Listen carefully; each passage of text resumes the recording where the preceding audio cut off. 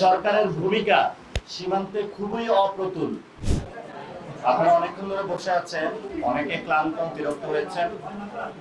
আমি সীমান্ত এলাকায় গিয়েছিলাম।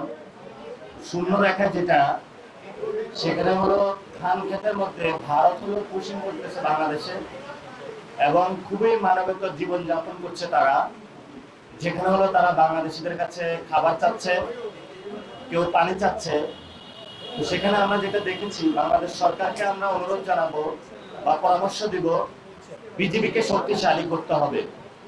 আমরা ইতিমধ্যে দেখেছি আমাদের বিজিবিতে ড্রোন ডেপ্লয়মেন্ট হয়েছে, বিভিন্ন নতুন ভেহিকল পেট্রোল কার ডেপ্লয়মেন্ট করেছে সরকার। প্রায় 60,000 বিজিবি হলো বর্ডারে ডেপ্লয়মেন্ট হয়েছে। আমরা মনে করি সরকার আরো শক্তিশালী পদক্ষেপ নেবে, কারণ আমাদের বিজিবিকে যদি আমরা শক্তিশালী না করতে পারি তাহলে পুশিং রোধা আমাদের সম্ভব নয়। দ্বিতীয়ত যে বিষয়, আমরা পুরো বাংলাদেশের জনগণকে আহ্বান জানাবো, সীমান্ত এলাকায় আপনারা বাংলাদেশের পক্ষ থেকে একটা মানব প্রাচীর তৈরি করেন। এই মানব প্রাচীর ভেদ করে যাতে ওই পার থেকে কোনো সন্ত্রাসী, স্মাগলিং অথবা যারা চোরাচালান করে বাংলাদেশের অভ্যন্তরে ঢুকে ক্রিমিনাল অ্যাক্টিভিটিস না করতে পারে, সেই ক্ষেত্রে আপনারা যথাযথ ভূমিকা নেবেন এবং আমরা আশা করব সরকার এই বিষয়ে উদ্যোগ নেবে। তবে আমি যেটা দেখে এসেছি, সরকারের ভূমিকা সীমান্তে খুবই অপ্রতুল এবং সরকার সীমান্তে নজরদারির ক্ষেত্রে খুবই স্বল্প ভূমিকা পালন করছে এবং এই ক্ষেত্রে 3 জন মন্ত্রী বক্তব্য দিয়েছেন।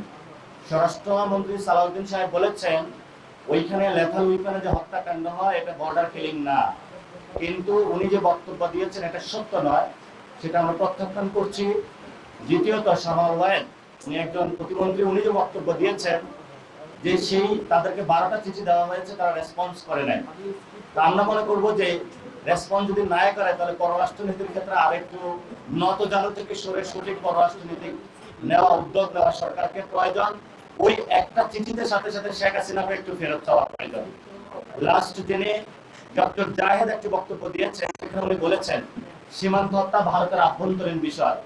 আমরা সর্বদা এই বক্তব্য প্রত্যাখ্যান করছি, কারণ আপনার সীমান্তে যখন উত্তেজনা হচ্ছে, সেখান থেকে অবৈধ বাংলাদেশি বলে আমাদেরকে পাঠানো হচ্ছে বাংলাদেশে, তাহলে উনি যে বক্তব্য দিয়েছেন এটা শুধু ভারতের আভ্যন্তরীণ বিষয় নয়, এখানে বাংলাদেশের মানুষের জীবন সংগ্রাম, বাংলাদেশের সার্বভৌমত্ব জড়িত রয়েছে।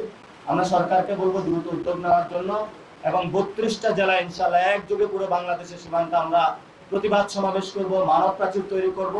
বাংলাদেশ আবার দেখিয়ে দিবে 71 সালে যেভাবে হলো আমরা বাংলাদেশের সার্বভৌমত্ব রক্ষার জন্য ঝাঁপিয়ে পড়েছিলাম, তেমনি ভাবে এই সময় যদি কোনো রাষ্ট্র, সন্ত্রাসী গোষ্ঠী বা সন্ত্রাসী বাহিনী বাংলাদেশের সার্বভৌমত্বকে লঙ্ঘন করতে চায়, আমরা হলো আমাদের সর্বোচ্চটা দিয়ে বাংলাদেশের মানুষকে ঐক্যবদ্ধ করে আমাদের সীমান্ত রক্ষা করবো।